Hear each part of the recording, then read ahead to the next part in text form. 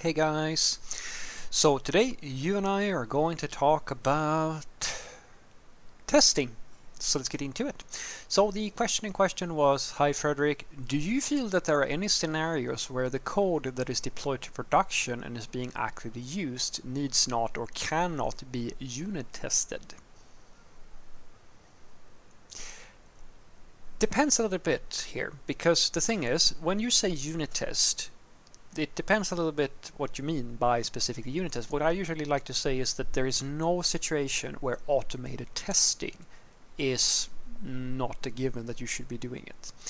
And the reason behind that is because there are more ways of testing your code than unit tests. So if we think about like the good old testing pyramid here, I know it's a little bit vague here and there what exactly it means, but I'm going to try to relay to you how I think about testing. And so the idea being that in the testing pyramid that you have unit tests at the bottom, then you have integration tests and visual regression tests or end-to-end tests or things like that. It depends on how many layers you want to have on your pyramid. But the unit test should, based on my knowledge at the very least, it should be something that basically works at a function level. Now, if you have a function that does something, like let's say a pure function, which just does a computation or something like that, there is absolutely no reason why that shouldn't be tested. You can absolutely make an argument. You can always make that argument that the logic is so trivial or so forth and so forth, and I do it too, guys.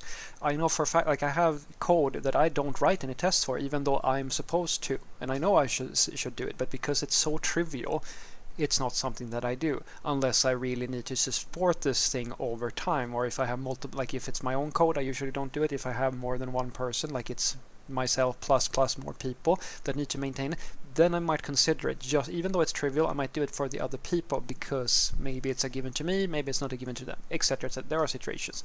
I am nowhere near perfect enough to always write tests for every single thing I do, but then there are tests that are a little bit more tricky, and that is the integration tests. So an integration towards a database, for example, that's fairly trivial because you can run your database locally. But when it gets a little bit more complicated, it might be that you have integrations towards other systems. You have third-party APIs or things like that. And so how are you going to test that in an automated fashion?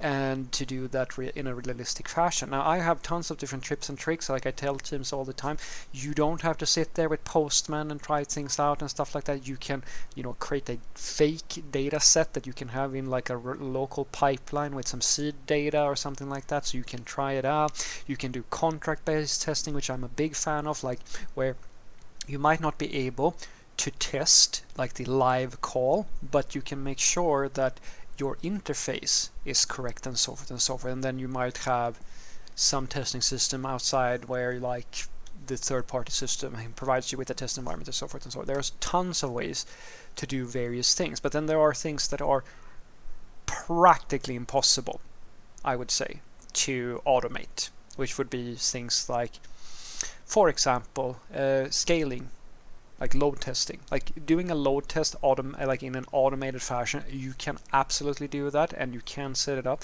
but it's going to be really tricky for you. It's very expensive, and usually if you automate that, you're going to waste a lot of money because if you really care about, say, performance, then you can do it on the function level. One of the most clever things I've ever heard was I think it was WhatsApp. They had a solution that was probably the best one I've heard, which was that they cared about performance in their code. Now, an average company will do, as I said, they will do a load test, and what they will usually do is that they will just run that load test against like an application at a high level, so they can get the full performance, like the total latency of the entire system. What they did was much more clever. They would look at the execution time of tests and specific functions when they did their deployment. So if it ran over a certain threshold, they could very easily calculate that, well, no test or no piece of code that we have should run over 50 milliseconds, for example, because that is the threshold they put. In other words, the test fails if it's not fast enough, and the function is running fast enough, so they can basically check how long does it take to run this specific function. And that is the mindset of, I think it was like a Japanese automotive engineer who said the same thing. Like, if you can scrape off like just a gram from every bolt or every screw or whatever in a car, the total weight will go down. And that makes a lot of sense, I would say. Same thing here. If you can do if you can reduce the area of the unknown so that it gets put into a state where you can at least simulate it well enough that you have a fairly high level of certainty that it's going to work come production time, then you're as safe as you can get without becoming impractical. It's the same thing with the third-party things that I was saying, like contract-based testing. The idea there is that instead of doing live calls, like a full end-to-end test every single time, which may not be feasible for every situation, you might, if you can, that's great, but maybe you can't, then at the very least, it's very good for you to make sure that everything that happens from the point that the request comes to you, or you leave at least your system, that in that contract is completely correct. As long as you can structure your automated testing in that way, then I argue, and you can for 90% of the time, then I argue that no, there is no real situation where you don't like actually have to do like where that shouldn't be automated in some fashion. But as I said, for those higher level things like doing a load test over the whole application, or like checking that, like there's some people, like I think it was Netflix who had Chaos Monkey, where like they're pulling down parts of the application and things like that.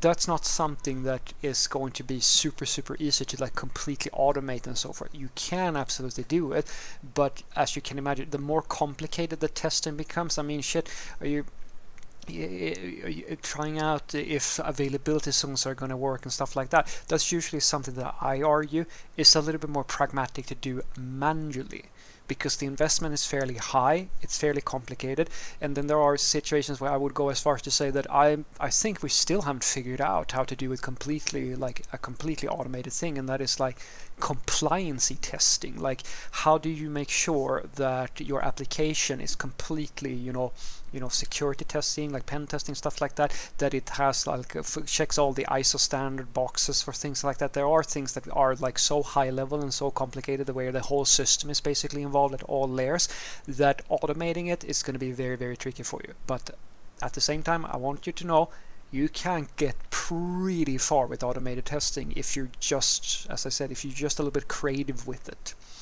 So what I want you to take away from this is that yes, there are absolutely times when I would say that there is like production code or things that you can that you don't need to test, or you have to like do testing for in some other fashion. As I said, classic ones are like compliancy testing, pen testing, stuff like that, because like you can automate this to a certain extent, but it's very complicated to do so for all given situations.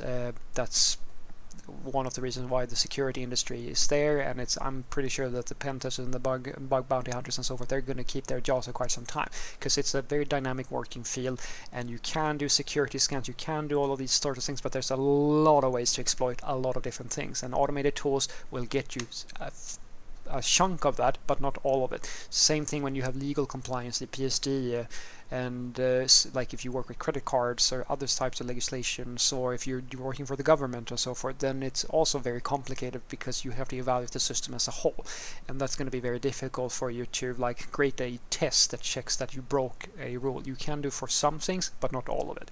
But as I said, if you think in terms of how much do you cover, that's the way I think about testing. Like, my goal is to know that every function works, and then my goal is every method, like every controller or endpoint has like if you send a request to my system, then it's going to take it and it's going to return the right error codes. It's going to have that contract, as I was saying, and so forth, and that if it is under high pressure or something like that, then it's still going to work. These sorts of things. If you start thinking in those terms, then a lot of that is possible to automate in a CI pipeline and so forth, because it's all with, if you just understand that external dependencies and stuff like that, you may be able to just like keep them around and like do whatever, but even if you can't, you can still create a test bubble or some way of isolating your system, so that at the very least anything that comes into your part of the system and leaves your part of the system follows all of the right practices and has all the right contracts and interfaces and stuff like that.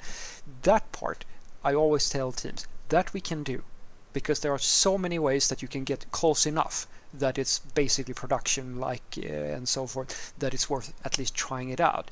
And it's very rare I see a reason for sitting and like doing quite a lot of manual testing. There should be some manual testing as part of the work process, I argue, when you write code, because it's very easy for you to forget things when you're in the moment and so forth. But mostly, well, 80-90% of your code should be possible to automate. Have a great day.